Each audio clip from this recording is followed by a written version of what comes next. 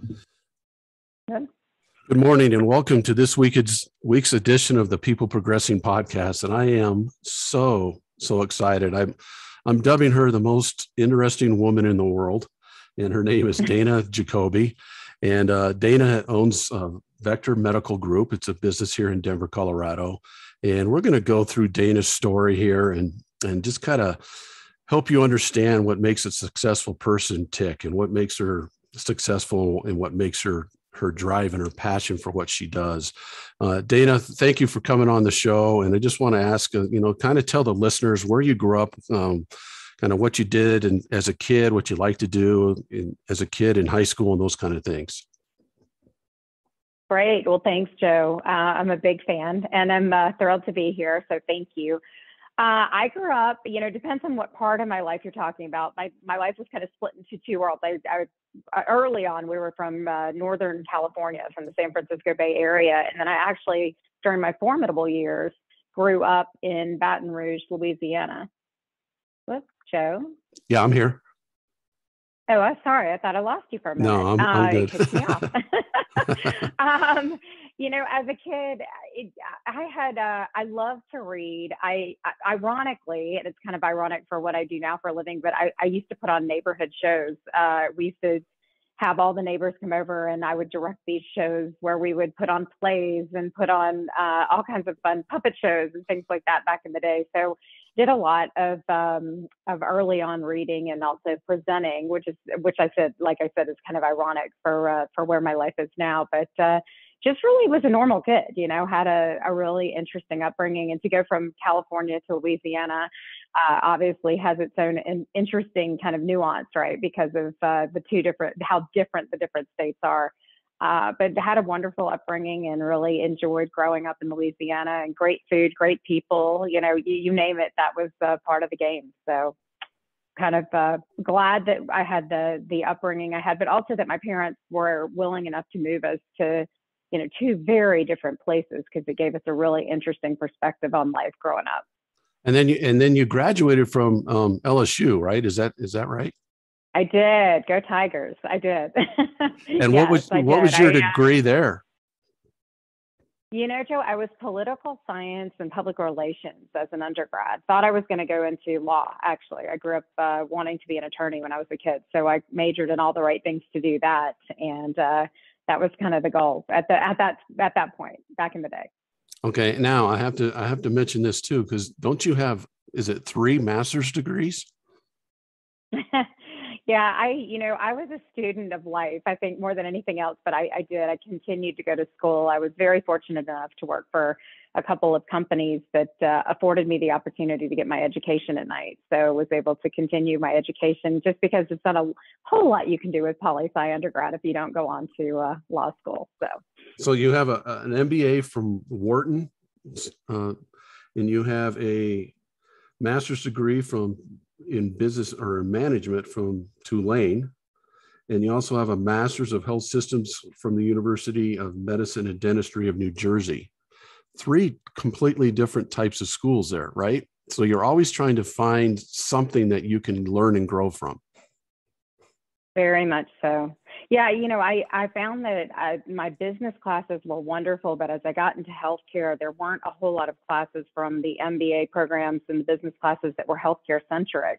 And so the UMDNJ degree, or the medicine and dentistry degree, actually was a very cool program at the time. I think they've discontinued it, but at the time it was kind of healthcare meets business. And it was now you have more of that, obviously, but back in the day, that was a very interesting degree. And I got to finally sink my teeth into healthcare and efficiencies and all the things that became passions of mine post-school. But yeah, I just kept kind of looking for the business principles that would help healthcare move forward. And a lot of the traditional business classes were, accounting, business 101. They didn't really have a healthcare centric bent to them. So I kept trying to find that. And the UMDNJ program was probably the best thing that I did in that part of my life. So, and what kind of steered you towards the healthcare? Because you had mentioned, you said you first thought you wanted to be a lawyer, and then you got an MBA, and then you got into the kind of the healthcare part of it. What propelled you into the healthcare part of your career? Yeah, Joe, it found me. I think it was inevitable. My mom's whole side of our background is healthcare. My mom was a physical therapist by background. Her father, my grandfather, was a physician, one of the first doctors in the Napa Valley, San Francisco Bay area. So, that was really very much a part of our upbringing, the medical healthcare side of the business. And then my dad's whole side was engineers and small business owners. And so, I really got into early on looking at the efficiencies of healthcare, but didn't have really the appetite or the ability. Med school, I knew wasn't my true north. And so really grew up in a very political state in Louisiana, hence the poli-sci degree. But then as I moved forward, I kept getting interested in healthcare things. I kept getting pulled into healthcare principles and meetings. And so I really enjoyed following that passion. And that's what ultimately led to my first stint in the healthcare space. Do you think that watching your grandpa as a doctor growing up and so forth, and your mom's side of the family, there's a huge serving aspect to being in the healthcare industry. Do you think that's what kind of pulled you into that industry, was just that servant part of your heart that said, I just need to help people with this? I think that's part of it. It hit home early. My other grandfather, so the one grandpa was a doctor, the other grandfather was the chief systems engineer of Lockheed Martin. And so whenever they would launch the space shuttle back in the day, my grandfather would oversee a lot of the plans. And I mean, he was incredibly decorated. And in my early 20s, he developed prostate cancer. And here I was kind of towing the water in healthcare, and obviously had the background. To your point, my mom's whole family, it was definitely servant minded, but it also was figure out a solution. And so instead of just saying, take 2 pills and call me in the morning, my mom's whole side of the family was really deep in the weeds of figuring out patient diagnoses. And, every patient had a different customized plan. And remember, this was way back when, we have guidelines and all that stuff now, but back in the day, healthcare hadn't evolved quite to that space. So when my grandfather on my dad's side developed prostate cancer, Joe, I took it upon myself as this young 20-something to read the package insert. And we would sit at the kitchen table and he would describe what he was going through, and he couldn't figure out his own diagnosis. And here I had very little, I literally had my first job in healthcare, but I just realized there was a massive gap between the education that I knew and the education that he knew. And he at the time was the smartest person I knew in science. So if he couldn't figure it out, that, I felt like I had a vested interest to help other patients figure out their own diagnosis. Yeah. And there it is. Help others. You just said it. And that's again, we get down to the nitty gritty of what makes Dana tick, and it's helping others. And that's what you just said. And I think that's really awesome. Now you're also an author to several books. Why don't you kind of describe a little bit about some of the books that you've written and why you wrote them? Yeah. So perfect segue. Actually, the first book I wrote was truly that my grandfather could not figure out his diagnosis. And here is this brilliant man trying to figure it out. And so the first book I wrote, actually, Joe, was to help patients navigate their way through the healthcare system. And it was written like a travel novel where, kind of like you would have a Frommer's or a Fodor's that would help you on a vacation. I did the same thing for my grandfather. And it was one of those, at the time, I just felt like there was no way I could not write the book. It was a manual for other patients like my grandfather to navigate their way through healthcare. That launched into a continued discussion around patient care and patient communication tools and efficiencies in healthcare. It built upon itself, where the second book really was kind of a 2.0 on that first book, where I was able to really help patients navigate their way, one, through healthcare, but two, help physicians and providers communicate effectively. Because I realized there was this gap between what we were asking doctors to do in a very short window of time and what patients were supposed to adopt with no healthcare background in a very short window of time. And that was where the real magic happened, if you got it right. So again, it's trying to help people, because I think there's been many people out there who have had frustrations with the healthcare system or with the doctor system or whatever it might be within healthcare, especially when they're diagnosed with something like your grandpa. So you saw a need to help people and give them more I guess, tools to use when a situation like your grandpa's would come up. Is that kind of the reason you wrote the books, right? Absolutely. Still do, Joe. I have another family member right now who's struggling with a pretty debilitating disease, and same thing. I mean, I wish I could tell you that things had magically moved forward since back in the day, but there's a massive opportunity for people to really look at the healthcare system and solve small problems. It doesn't have to be these massive undertakings. It really is the smallest thing can make the biggest difference in how the patient gets treated. So absolutely. That's always been a passion of mine. And I think will always be one, probably for the rest of my life and career. So let's put a scenario out there, Dana. Let's say somebody's out there listening to this and they just find out that they or somebody they know has some form of a debilitating disease. What is the first, what would be the first bit of advice you would give to that person or to their family? Yeah, I think if anything, Joe, it's to really embrace the process. In other words, I know that that's the hardest thing. We used to, when I would sit and watch physician consults, and I studied physician consults for years in my career, and you would see a physician come in, or a physician or a practitioner come into the room and give advice or say, hey, I've got some bad news. And you would literally watch the patient just immediately shut down. And so from that point on, it's very difficult to be educated or learn, because and rightfully so, right? This is a lot. You never get prepared for those kinds of lessons in life. But if you can embrace the process and become a student of how to navigate your way through, bring other people with you. I see some of the folks that I have worked with throughout the years have had a really hard time telling family members or bringing a caregiver with them or having their children be involved. Well, the reality is they really need to embrace the process and invite other people to help them through it, because it's not a one-man show when you get to a diagnosis like that. So, I think, I know that sounds goofy, but embrace the process, be a student of your own body, be a student of what's working or what's not working, because that's where you can really make leaps and bounds above and beyond where other patients are. And I just think that's really where, like I said, the magic happens. You can listen intuitively to what your provider is saying, but it's easier said than done. So tell them the name of your book and where they can get your book. So if someone is going through this process, they can get your book, and your book can help and guide them. Right. So the original book is called Power to the Patient. You can get it on where any books are sold, Amazon. You can go to my website at vectormedicalgroup.com. But if you Google Power to the Patient, that's really where you can get the book. And also the website, we have a lot of different tools and resources as well. So there's an opportunity to go there and learn. If you have a desire to learn as a patient or a provider, we do a lot with efficiencies in healthcare. And have you got what kind of feedback have you gotten from your book? Have you gotten some feedback from patients that have come back and said, man, it's really helped me, and it's really given me a good direction on which way to go here?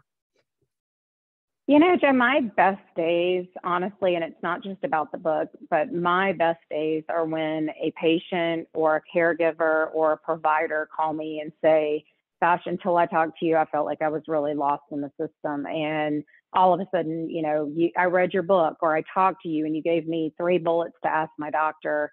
And from the provider side, there's a lot of caregivers on the provider side right now, our doctors, our nurses.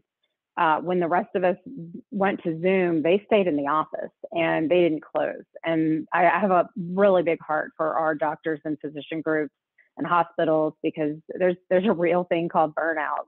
And so when I can make their job more efficient by either educating the patient or creating a more efficient healthcare system for them, those truly are the best days of my life. I mean, it really, so yeah, I mean, I get feedback all the time, but it's the phone call or the email. It's not the big banner, speaking engagements. It's really the small things where you feel like you're making a market difference.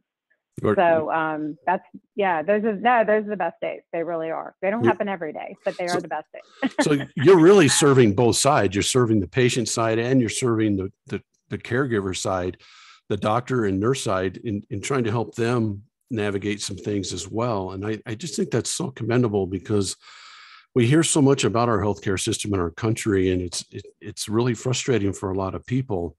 And you're trying to make it better for both sides. And I just think that's so awesome. I think you have to, Joe. Early on, like I told you, I mean, in my 20s, Yeah. a while ago now, but in my 20s, it was really about helping. I used to say this all the time, helping Mr. Jones get to see his son's wedding. So after that debilitating diagnosis, what could we do to help educate him or his wife or whomever to get through the system? What I realized quickly was I could only do so much educating the patient. If I didn't change the infrastructure that they were about to hit and help with that side, the patient wouldn't. I used to joke, I was like, guys, I could drive a busload of patients into certain medical groups or practices, and they're just going to bounce around. So I actually pivoted in my 30s, and kind of my career was about the patient. It was still about the patient, but it was about how do we figure out a way to create better infrastructure in healthcare to make sure that that patient doesn't get lost in the cracks. And that's just been a mantra and a mission literally my whole life. So and it's changing. I mean, what I didn't realize back when I started this whole thing was I didn't realize healthcare was going to change. So you couldn't just develop a process and be like, okay, good, we're done.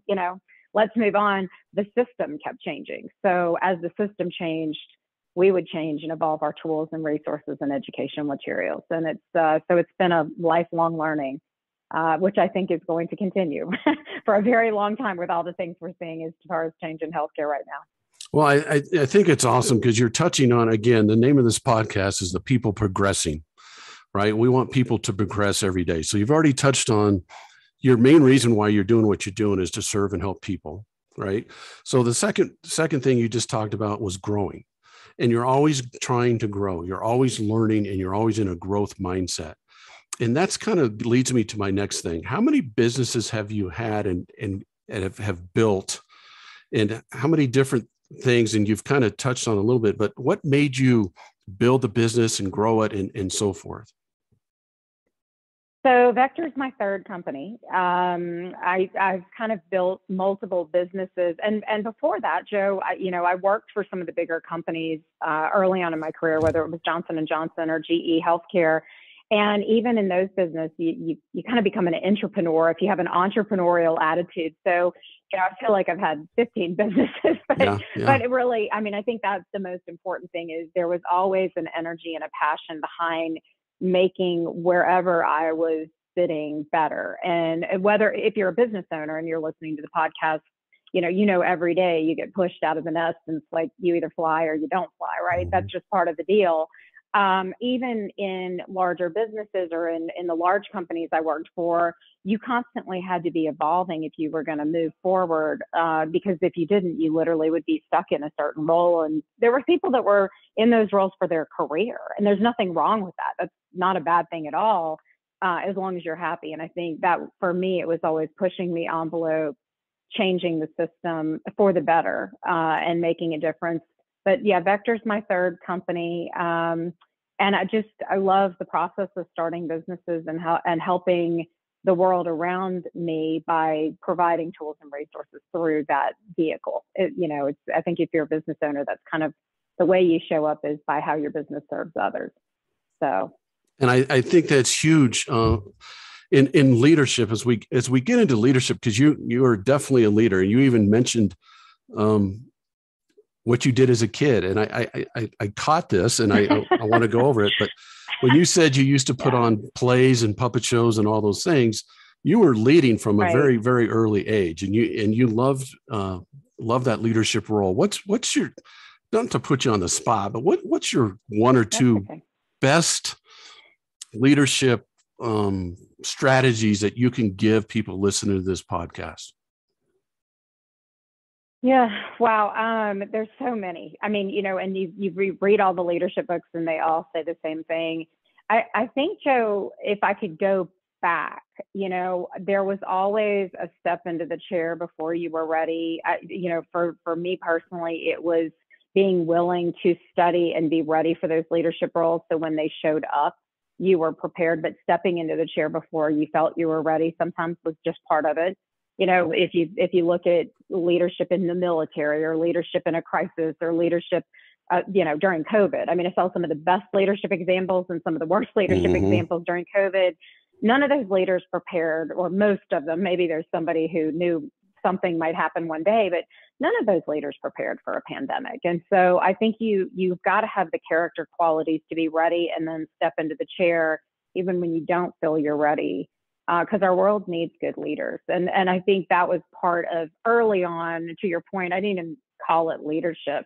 It was just part of, if you needed somebody, it was a put me in coach, I'll take the ball. But I didn't feel prepared a lot of times for those lessons. But I was always studying, always being, a student of the environment around me. So when those roles came, or when it was time to start a business, it wasn't this massive gap between my skill set and what was actually in front of me.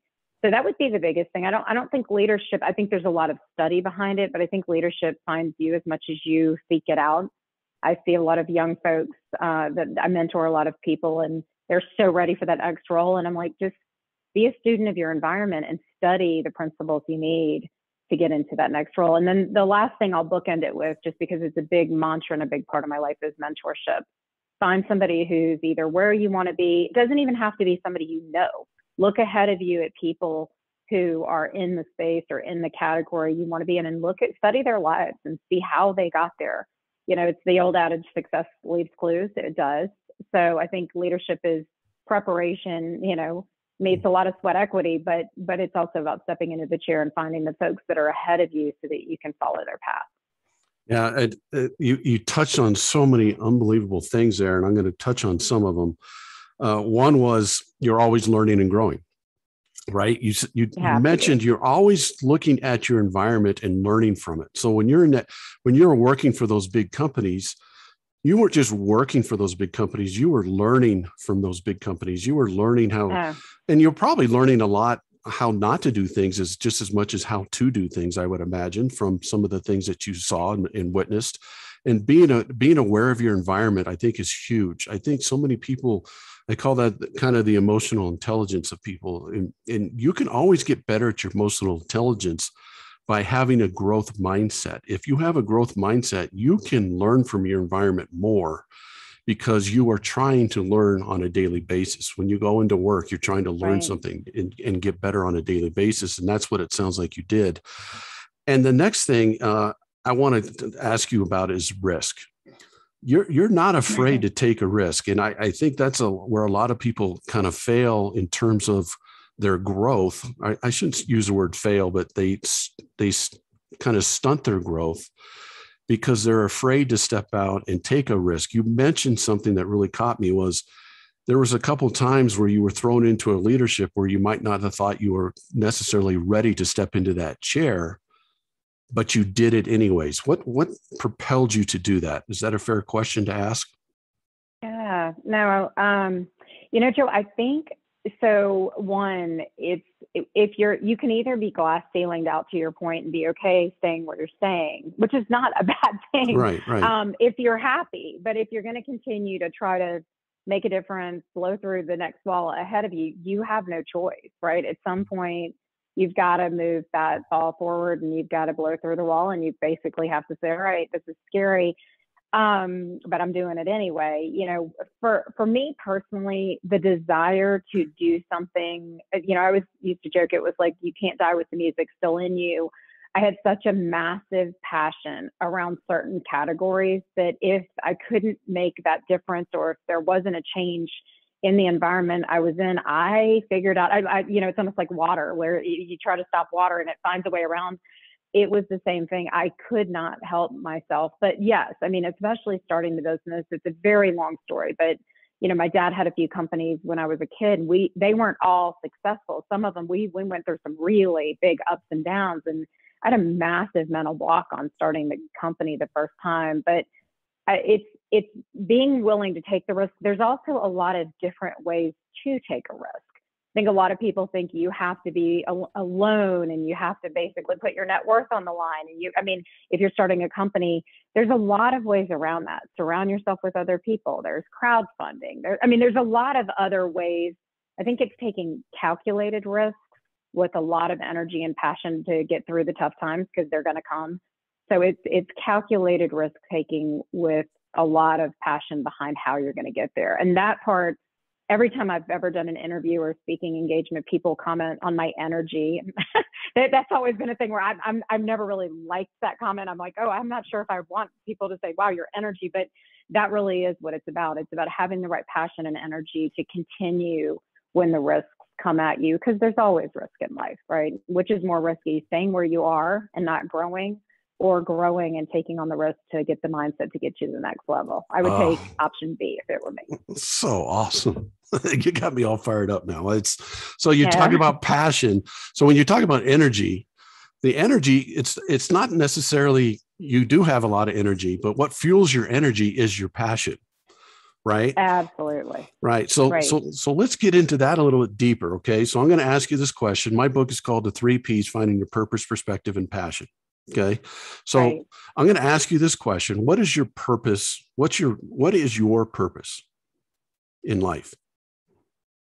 Yeah, I have 2. On a professional level, you probably heard it throughout this whole thing. It really is creating the best patient care model possible. And that comes in multiple ways, right? It's helping providers get resources and tools, helping the patient through the process. You've heard a lot of that my whole life, Joe. On a personal level, and it mirrors it, but on a personal level, it really is I want to be very intentional and leave the world a better place.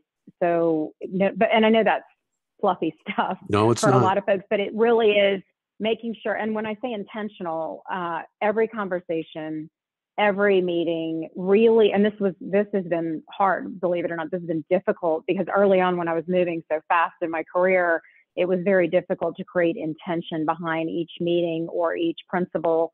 It really is about making sure that, as simple as, having a podcast with Coach Joe this morning, that this touches somebody above and beyond, and being intentional about the words and the energy and the passion, rather than just blowing through life. And I think, especially right now with all of the gadgets and digital and podcasts and Zoom, and it's harder and harder to really have a lasting memory on each conversation and each milestone you go through. And that, leaving the world a better place, but doing it intentionally, has been a mission of mine for a very long time. And I keep revisiting that mission, because the busier we all get and the more stuff, it's grounding yourself when somebody does call and say, hey, I could use a mentor, I could use a friend, not being too busy to pick up that call and really make a difference in that person's life. And that's it. I mean, sounds easy, but in today's world, I find being intentional about each thing you're doing is becoming increasingly difficult.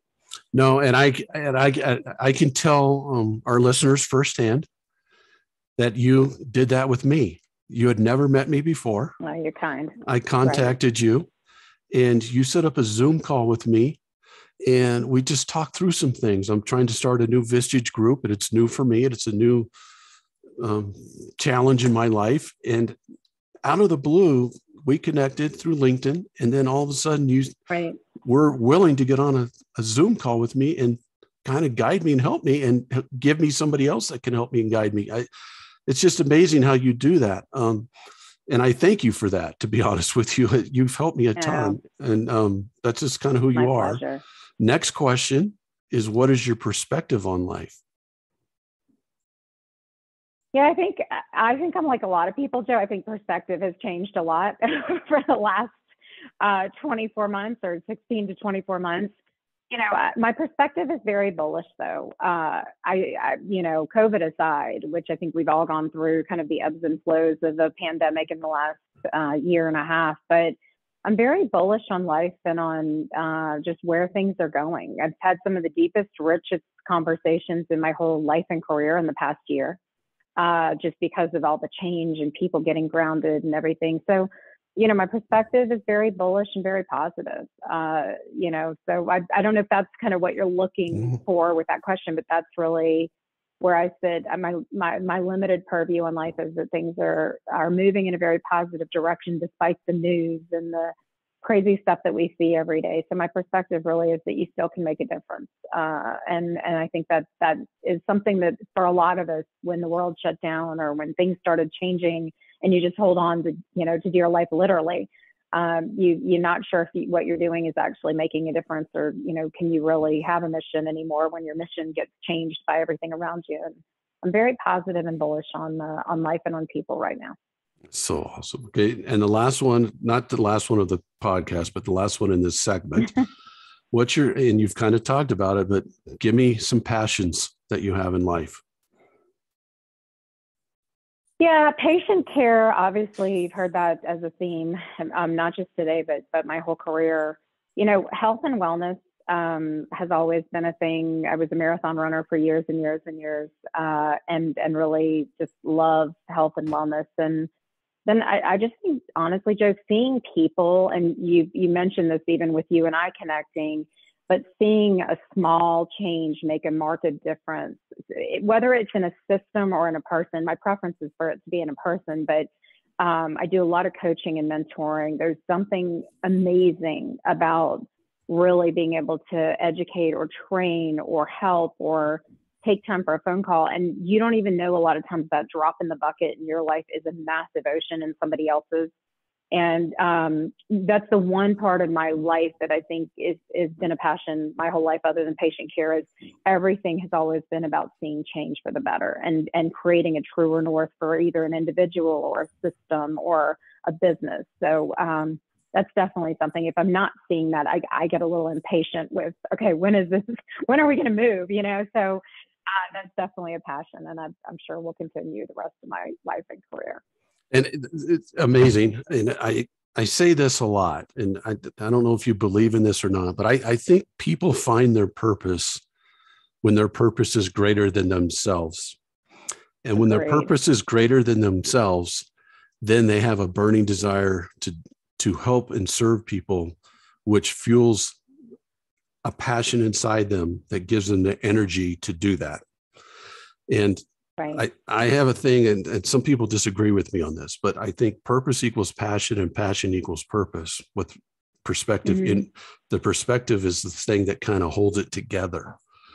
And I think sometimes there's so many things that come at us in our life that are trying to take us out of our purpose. Okay. So COVID comes and it takes us out of our purpose a little bit. It takes us and different things. I call it the noise, takes us out of our purpose. But if you have that and you stick to your purpose and you have a passion behind it, then you can still lead as a leader through the noise or through the tough times, if that makes sense. Does that kind of resonate with you? Absolutely. No, absolutely. Well, and I think it's clarity of mission and purpose, Joe. That it's interesting. I coach a lot of business owners and a lot of, like I mentioned, physicians, and it's not just having a purpose. Most people, if you really drill down, they can get to what their purpose is. But the folks that are really clear, and it's that they can't help themselves if they don't achieve it, but they can, it's that old adage, you have to be able to say it to a 5-year-old and they can understand it. Some of these mission statements or purpose statements that companies develop are so big. It's like you get lost in the shuffle of, okay, everybody loves integrity, but what the heck do you stand for? I think it's getting very clear on your mission, and it shouldn't be, more than a sentence or a sentence and a half or a couple of words. It should be something that you really stand for, that you're very clear on. Because when the rocks start to shake, or when the earth starts to shake a little bit, it's how clear you are in your mission in order to really be able to stand behind it. The other piece of that is, if you're truly mission driven or purpose driven, you should be able to translate that to other people. And if it's this long, flowery thing, how do you basically help other people to follow? Right. And I think that that's a big part of it. The folks that I know that are the most successful, and I'm not talking about money or business, I'm just talking about in general, are very, very clear on their purpose and their mission in life. And I think they're clear on it, and I think more importantly, they're the example of it. So if you're a leader, and if you're a leader and you have a purpose for what you're doing, and I'm 100% with you. So many mission statements that I've looked at and seen, they're just things that hang on a wall that look good. And a lot of leaders don't live it, and don't you. If you want that to be your mission or your purpose, you got to be the example for that and live that every day within your company or within your home or within whatever. You can't just say it and then hope it happens. You have to be the example.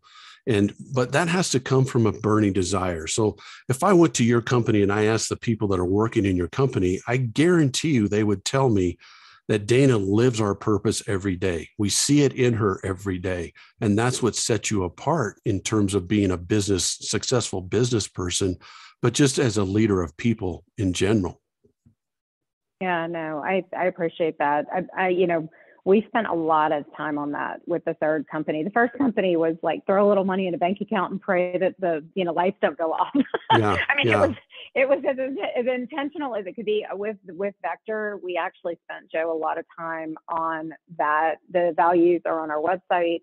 Yeah. Everyone knows them. We've taken all employees and staff through a lot of training toward that end, and we stand behind it. If you don't follow those values or you're not part of the team in that light, you won't be here very long. And it's not a threat.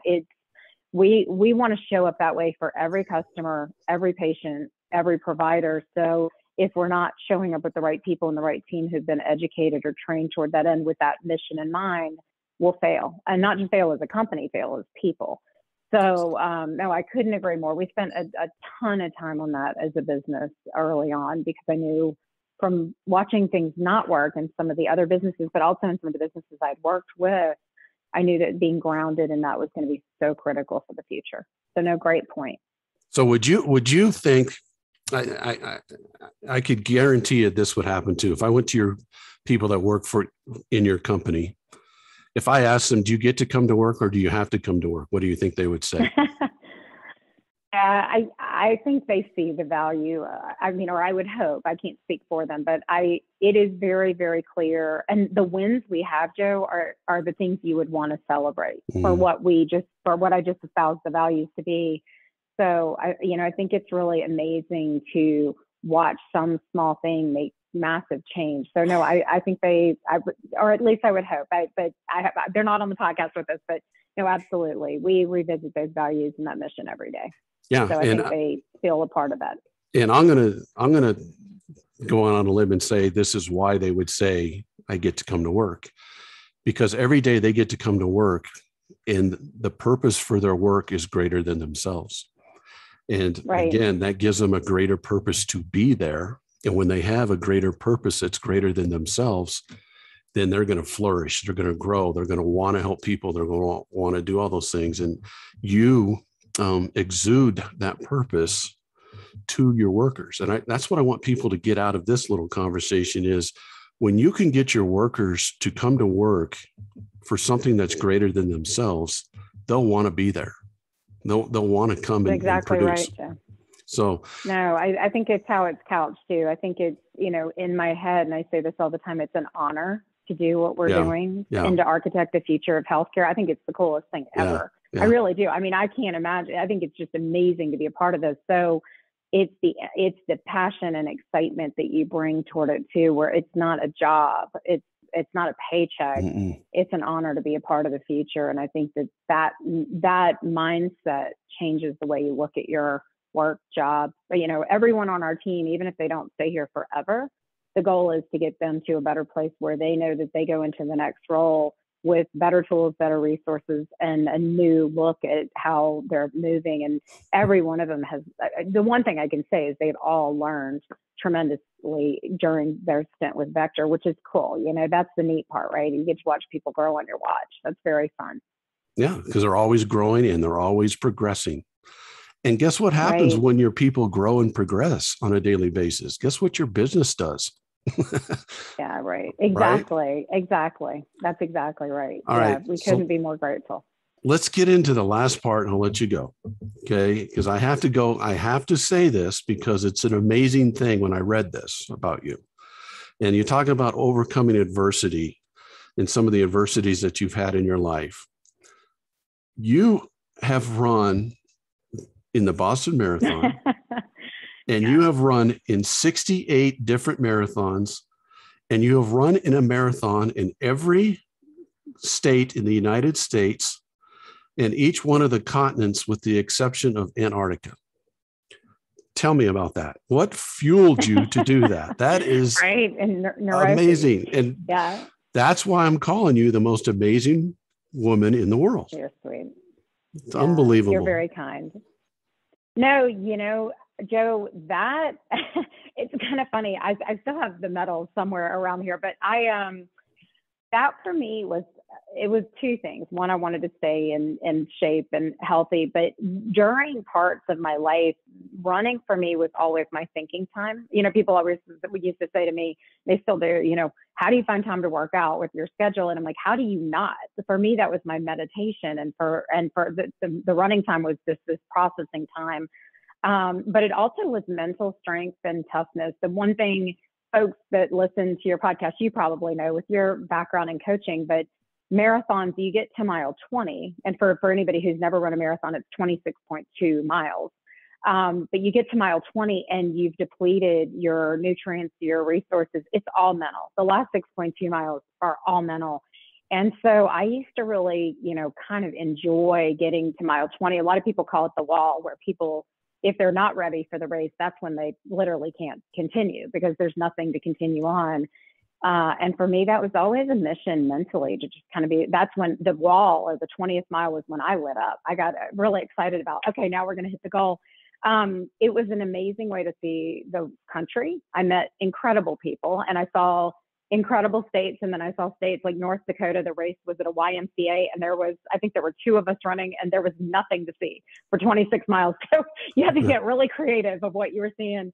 And then the world, running the Great Wall of China, running through the vineyards in France. It was just a really awesome way to see the world. And you miss things in a car, plane, boat that you can see on foot. So it was a really fascinating way to do it. I still run. I don't run the races like I used to, but it was a very, very cool goal. So I had a lot of fun doing it.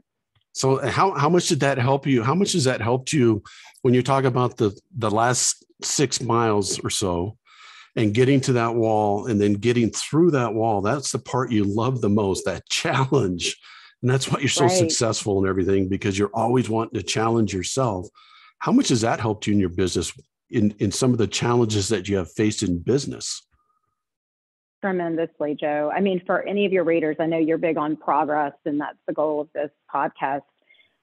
Every single time there was I can't moment, or I'm not sure, or I hit that wall, that proverbial wall, and don't get me wrong, no one does it by themselves. I mean, marathon runners are individual performers, but there was always something where the next big leap, or the next big success, or the next big achievement came from that mental toughness, sometimes kicking and screaming your way through it, but the mental ability to get through that next step, because it's easy to stay comfortable, right? It's easy to stop at mile 19.5 and say, okay, I've depleted all my nutrients and it's all mental, and I don't know that I only trained to 22.2, can I get to 26.1?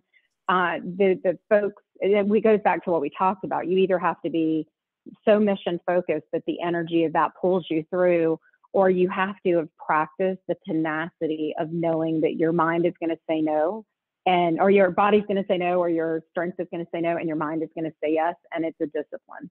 And it's a great analogy, because every single breakthrough or every single success has come from literally not a pretty moment where I'm like, I don't know if this is going to happen. I don't know if this is going to but the mission and the goal is bigger than the person or the people. So no, couldn't agree with you more. Well, I have to thank you for coming on. We're almost up with our time here, and I want to be cognizant of your time. You're an amazing person, and you've helped people grow today. You've inspired people today. So when you talk about that, you kind of mentioned that earlier, when you have a chance to make a difference in people's lives, that's your greatest accomplishment. It makes you feel the best. And you've done that in a short period of time here today, because there's going to be a lot of people who listen to this who are going to just kind of have a new way of looking at things and a better way of looking at things. And tell people how they can, if someone wanted to get a hold of you to come speak or something like that, what's the best way to get a hold of you? Yeah, they can go. So I'm big on LinkedIn. I don't do a ton on social media, but our business and I do a lot on LinkedIn. That's kind of the medium of choice. So reach out there. Or honestly, Joe, info@vectormedicalgroup.com or djacoby@vectormedicalgroup.com. I get a lot of emails, but I'm usually pretty good about answering them. So feel free to have folks reach out, one medium or the other, and happy to connect with them, just like I did with you. Yeah, so no, I really appreciate it. You're amazing. You know. You're amazing, and I look up to you, and I've learned a lot from you in a short period of time. I can tell you that, and that's what we're here to do, is to grow and progress. And you've helped people grow and progress today. And I can't thank you enough for coming on. And we might even have to do episode 2 with you, just because I think there's a lot more in there that we haven't even touched yet. But I just appreciate coming on, Dana, and all the best to you and what you're doing with your companies and helping people with healthcare and just serving people on a daily basis. You're amazing. Thank you so much.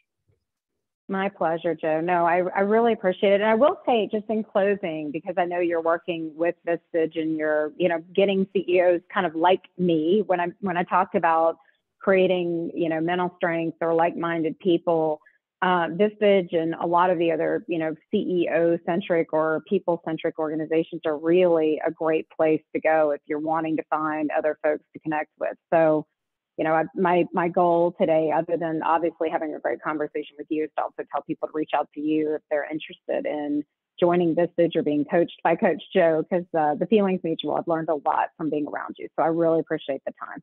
Dana, I appreciate that. And I wish you nothing but the best, and we'll stay in touch. Thanks, I promise. Joe. I don't want to bog you too much, but we're connected now. So I just want you to know that I'm always here for you, and I'm always going to be reaching out for advice and stuff from you. So I appreciate it. And I hope you have a great day. Thanks, Joe. You too. Take care. All right. Bye-bye. Bye-bye. Thank you so much for listening to this week's edition of the People Progressing Podcast with Dana Jacoby. That was amazing. Please listen to it again, share it with your friends, download this podcast, subscribe to my podcast, write me some messages on my, or whatever I can do to help it get better. And if you need to get a hold of me, you can get a hold of me through my email is coachjoewhite97@gmail.com. You can get on my website and get my book at coachjoewhiteconsulting.com. And I appreciate all the support and help with this podcast and what we're trying to do to help people progress and grow, and just hope that it means something to you and you get something out of it. And if there's anything I can do to help, just let me know. I'd love to come to speak to you, your company or your teams or whatever. I love doing that. But just thank you so much for listening, and have a great day.